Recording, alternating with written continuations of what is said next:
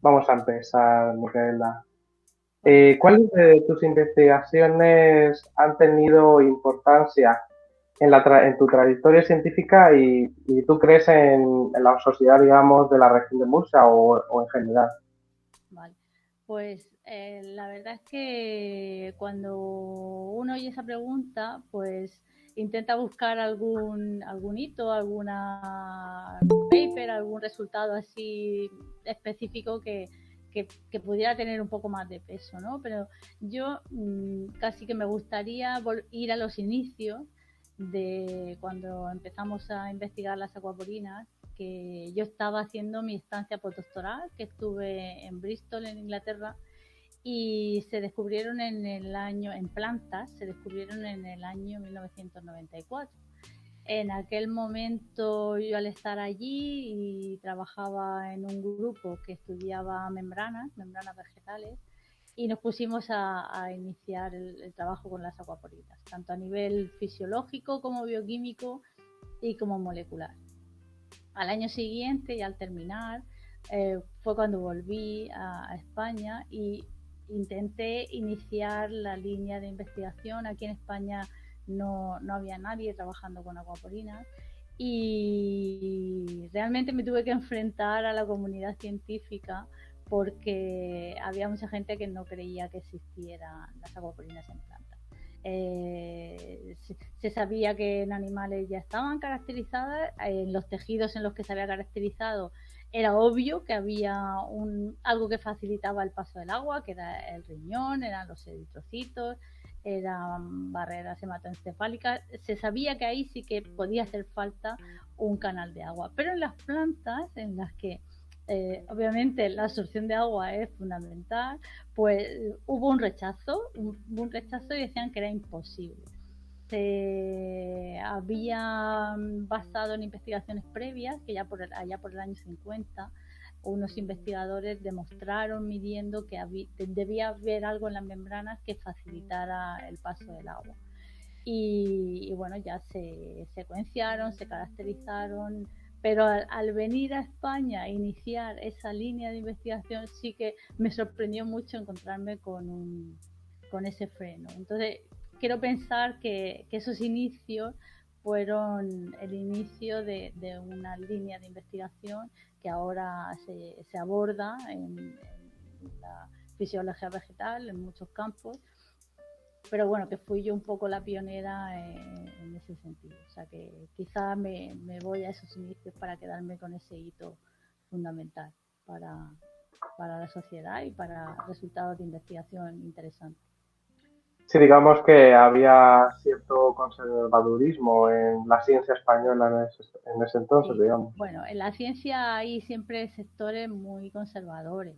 Eso, vosotros sois jóvenes, pero lo iréis viendo a lo largo de vuestra carrera, sobre todo si iniciáis líneas muy de frontera o muy rompedoras, siempre habrá una oposición. Es decir, la discusión entre si resultados son válidos o no siempre va a estar ahí, pero en fin, siempre tiene que haber, cuando a ti te presentan evidencias de que hay cosas que tienen que existir o tienen que ir por un lado o por otro, pues a mí me sorprendió. Desde mi juventud, que tendría vuestra edad en aquel momento, pues no sé, me llamó mucho la atención ese freno. Pero bueno, quiero pensar que ahora eso no ocurra tanto.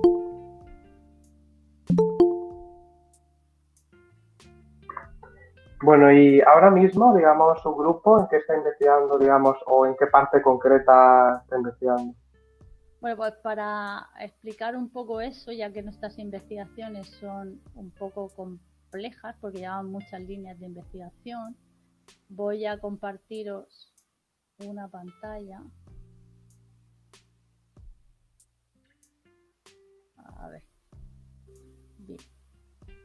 Bueno, en esta primera diapositiva lo que intentaba un poco decir es que realmente el descubrimiento de las acuaporinas, que lo tengamos claro, no supuso un cambio de concepto. O sea, las acuaporinas permitían el paso del agua y permiten el paso del agua, pero a favor del gradiente. No son no requieren energía para pasar el agua, con lo cual no cambiaron los conceptos básicos y tradicionales sobre la succión y transporte de agua en plantas, pero eso supuso, bueno, un cambio. En esta segunda diapositiva os comparto un poco todas las líneas de investigación que llevamos. Como podéis ver y como he comentado antes, son muy diversas y muy complejas, pero bueno, básicamente, para ir rápido, estudiamos realmente expresión de acuaporinas. Entonces, por ejemplo, estudiamos la expresión de acuaporinas en melón con el objetivo de reducir una patología que es el cracking, el rajado de los melones que está relacionado con el paso del agua a través de membranas. Estudiamos las acuaporinas en prunus, tanto en ciruela, cereza, melocotón y paraguayo, para aumentar la vida útil. Es decir, con el estudio de acuaporinas intentamos aumentar la turgencia y aumentar la vida útil, que los frutos aguanten más tiempo en cámaras de conservación. Estudiamos también las acuaporinas de arándano y calanchoe en un proyecto en el que intentamos relacionarlas con el metabolismo secundario y con sustancias de uso terapéutico. Estudiamos también las acuaporinas de cítricos en un proyecto que intentamos reducir el aporte de nitrato a los árboles de limonero en este caso, y sabemos que los transportadores de nitrato y las acuaporinas están muy relacionadas, se regulan de forma sinérgica, con lo cual ese estudio intentamos reducir el aporte de nitrato. Estudiamos también las acuaporinas de pepino, tomate y fresa en un proyecto en el que intentamos aportar CO2 a invernaderos que vienen de emisiones de calderas para favorecer ese crecimiento y la fijación de carbono. Estos dos últimos proyectos que he explicado son más medioambientales. Y luego, por último, estamos secuenciando las acuaporinas de brócoli, que para nosotros son muy, muy importantes. Llevamos mucho tiempo investigando el brócoli. Y ya la parte más biotecnológica, que sacamos esas acuaporinas de su entorno natural de las plantas, y el llevarnos a estas líneas de investigación fue porque cuando nosotros estudiamos las membranas con alto contenido en acuaporinas, observamos que tenían unas características muy peculiares que las hacían ser capaces de encapsular y se comportan de una manera como muy estable y muy flexible. Entonces son como liposomas, pero son proteoliposomas que tienen un alto contenido en acuaporinas. Entonces vimos que podían encapsular compuestos bioactivos, y estas encapsulaciones las estamos aplicando tanto a nivel de fertilización foliar, en nanoencapsulaciones para fertilización foliar, o para compuestos bioactivos para dermocosmética, biomedicina o incluso alimentación. Entonces, explicaré un poquito después esto. Y bueno, comentaros que detrás de cada línea de investigación hay una persona que son casi todos predoctorales. Ahora mismo tenemos 3 personas que están prácticamente acabando la tesis, son Álvaro, Lucía y Paula. Otros que están como a mitad, que son Fran y Juan, y otros que acaban de empezar, que son Nidia y Alberto. Y luego están 2 postdoctorales, Gloria, que lleva más tiempo y es la que me ayuda un poco a la codirección de las tesis, y Pablo, que lleva poquito tiempo con nosotros, se acaba también de incorporar. Entonces, detrás de cada línea hay una persona. Estas personas han sido escogidas porque son autónomos y pueden llevar perfectamente su línea de investigación. La verdad es que unos futuros científicos de alto nivel. Y bueno, detrás de cada línea de investigación también comentar, obviamente hay empresas que o bien financian todo el proyecto o bien cofinancian el proyecto de investigación. O sea que, como veréis, es muy complejo, muy variado todas las líneas que llevamos en el grupo, pero bueno, al final es el estudio de las acuaporinas. Sí, estoy viendo, digamos que la verdad es que tocáis como muchos campos, sí. y tenéis un grupo bastante de diferentes perfiles, me imagino. Exactamente. Exacto. Bueno, y hablando de las digamos, estamos hablando mucho de las acuaporinas, pero digamos, ¿qué son? Buena pregunta, sí. Bueno, pues para explicar un poco qué son, os voy a poner otra diapositiva en la que podéis ver cuál es su estructura. En realidad las acuaporinas son proteínas intrínsecas de membrana. Estas proteínas, como bien sabéis todos, están ancladas en la bicapa lipídica. Esto las hace ser muy rígidas, muy sólidas dentro de lo que es la membrana, y además requieren de un ambiente especial como todas ellas. Es decir, la bicapa lipídica de su alrededor tiene que ser adecuada para que funcionen correctamente. Bueno, pues son proteínas homotetraméricas, es decir, cada uno de los monómeros es funcional y deja un poro en el centro por el que atraviesa las moléculas de agua. Si las veis aquí, también se puede observar lo que es el tetrámero embutido en la bicapa. Y como veis en esta imagen aquí inferior, veis que tienen 6 dominios transmembrana, 3 loops extracelulares y 2 intracelulares, y el extremo amino carboxilo siempre del lado intracelular.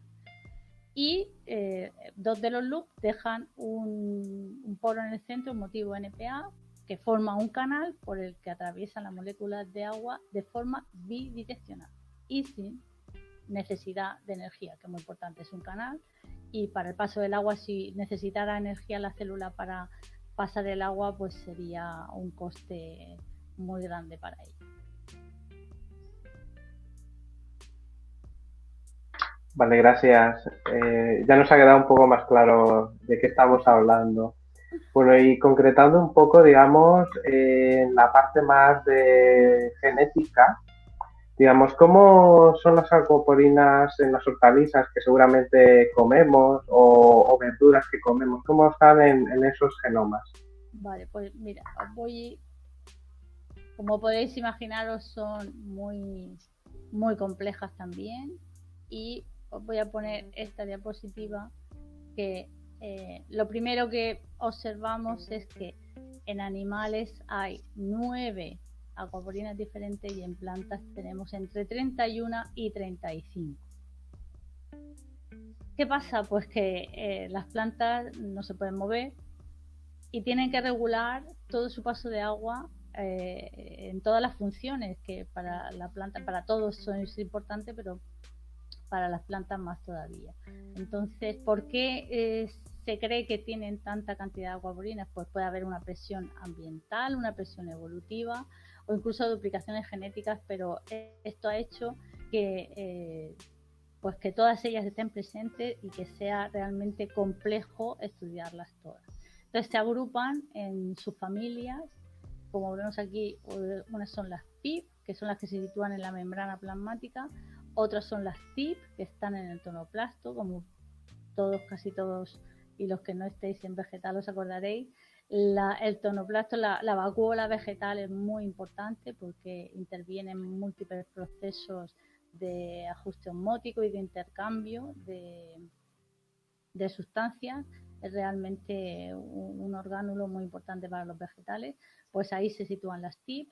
Y por último están las NIP, que son como más inespecíficas. Todas ellas principalmente transportan agua, pero si ya queríamos darle más complejidad a todo, pues también se sabe que transportan otros nutrientes, como vemos aquí: CO2, oxígeno, agua oxigenada, amonio, urea, boro, silicio. O sea que algunas de ellas son bastante inespecíficas, pero algunas solo transportan estos nutrientes en condiciones especiales, no siempre. O sea que el estudio de las acuaporinas en vegetales es realmente complejo y todavía está casi en sus inicios, podríamos decir. Digamos, esta complejidad, aparte de la adaptación evolutiva, me imagino que tiene mucho que ver con que, digamos, los genomas de plantas son propensos a duplicaciones y a, digamos, eventos de estos. Exactamente. Y incluso en lo que es ya la mejora clásica vegetal, si ya entramos en lo que son cultivos, pues es mucho más complejo, porque ahí ya esa mejora hace que algunas sean tetraploides y esas mezclas hacen que el estudio sea realmente complejo en lo que son los cultivos agronómicos. O sea que, Bueno, y el papel, digamos, más fisiológico que cumplen estas proteínas, sobre todo en el estrés abiótico y también en plantas que tengan interés comercial, digamos, ¿qué papel juegan? a ver, os voy a poner también ahí otra diapositiva que veréis claro. Aquí lo que podemos ver es en todos los procesos de una fisiología vegetal en los que intervienen las acuaporinas. Entonces, intervienen en la absorción de nutrientes porque son fundamentales para regular lo que es la entrada de agua y de nutrientes, van reguladas de la mano. En respuesta a estreses abióticos, porque es fundamental el paso del agua cuando una planta está respondiendo a estreses. En absorción de agua, por supuesto, reparación del embolismo por los vasos haces vasculares que muchas veces cortan esa columna de agua y tienen que reparar, se repara con las acuaporinas. En el movimiento foliar, el transporte extravascular, el movimiento estomático, en la expansión celular, o sea, en el crecimiento necesitan acuaporina. Y luego ya, para rematar, pues necesita, también son necesarias para el transporte de CO2, o sea, que intervienen en la fotosíntesis. O sea, las acuaporinas son fundamentales para todos y cada uno de los procesos básicos de crecimiento y desarrollo de una planta. Y entonces, si miramos la siguiente diapositiva, cuando hay un estrés ambiental, pues lo que sabemos es que hay cambios diferentes en la expresión de distintas isoformas de acuaporina. Hay cambios en la expresión de una misma isoforma dependiendo del estrés y de su intensidad. Hay cambios en la expresión dependiendo del órgano de la planta y hay cambios dependiendo de la fase del estrés. Pero por si eso no fuera poco, una vez que están expresadas y están presentes en la membrana, la funcionalidad de las acuaporinas puede cambiar, es decir, se pueden cerrar y abrir. Y entonces, eso que le permite a la planta, le permite una regulación del paso de agua a través de sus tejidos y de sus células de forma muy controlada.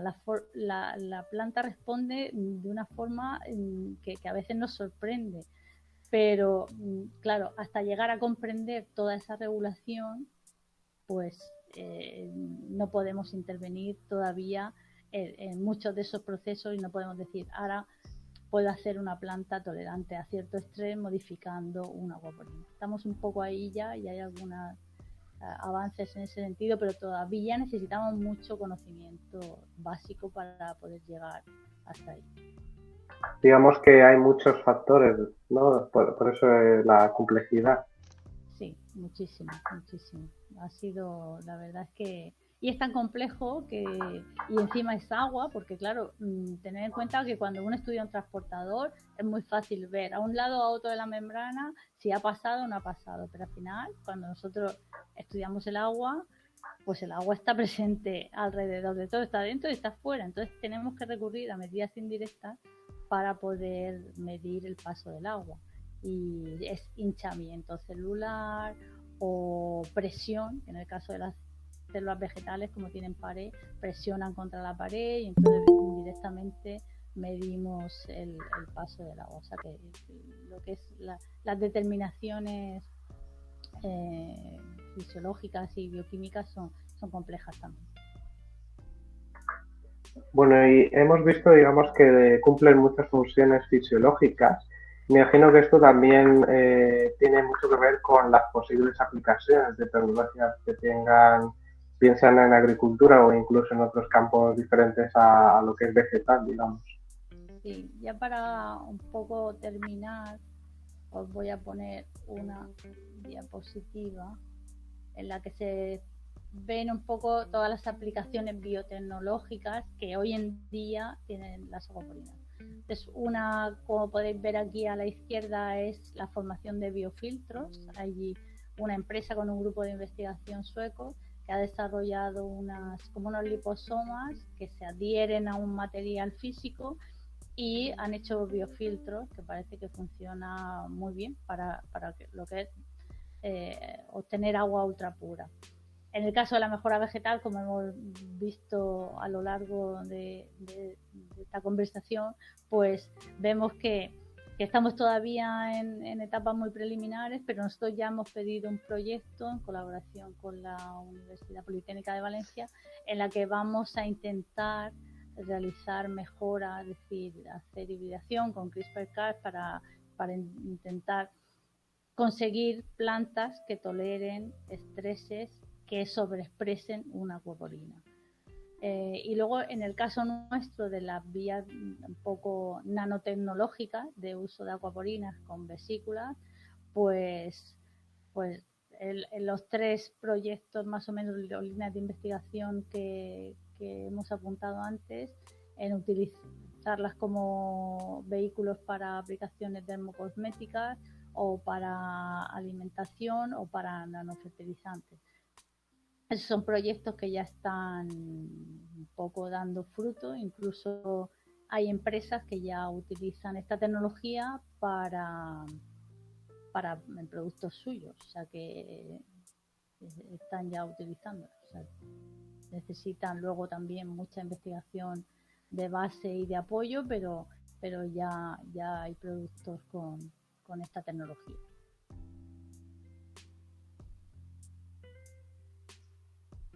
Bueno, también veo, digamos, que hay alguna aplicación en la alimentación, porque, digamos, uno de nuestros ponentes, digamos, Antonio Ruiz, también ha trabajado con vosotros, digamos, que estos son varias ramas que trabajan juntas. Exactamente. Luego, por supuesto, como cualquier grupo, necesitamos colaboración con gente experta en determinados ámbitos y que nos dan esas áreas que nosotros no llegamos a cubrir, y entonces esas colaboraciones son fundamentales. Y aquí alrededor tenemos grupos súper excelentes en todas las universidades nuestras, incluso en las empresas, que también nos dan un feedback muy adecuado de cómo tienen luego que hacerse esas formulaciones o cuáles son las necesidades de la sociedad que nos requieren. Es decir, nuestros productos o nuestras investigaciones están muy bien, pero luego necesitamos unas estabilidades, necesitamos cumplir unos requisitos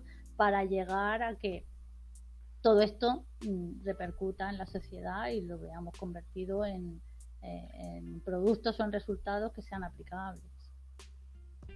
Bueno, y hablando de esta parte, digamos, que es muy interesante, digamos, la parte de aportar, es decir, de aportar ese conocimiento a la sociedad es por vía de la transferencia tecnológica, ¿no? Digamos, vuestro grupo, ¿cómo ha ayudado, digamos, a transferir ese conocimiento básico a la industria o a empresas de la región de Murcia?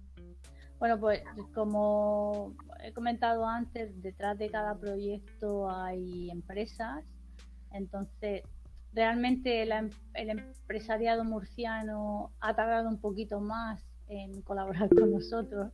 Han sido industrias de fuera las que han sido un poco pioneras, de Valencia, Barcelona, Granada, son un poquito todos de fuera. Ahora mismo ya se están iniciando proyectos con industrias de la región, pero bueno, hay mucho interés ahora en que la I+D forme parte de su idiosincrasia, y que las industrias ven que sin I+D no se quedarían estancadas y no llegan más allá.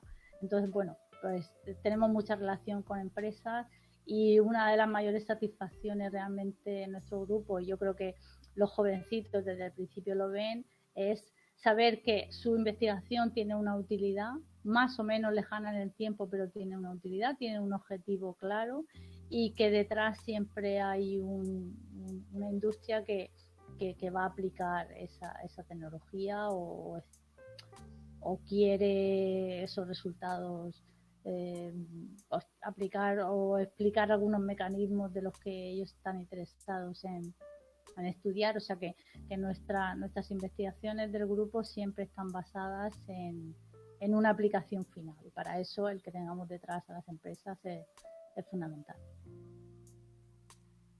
Vale, muchas gracias, Micaela.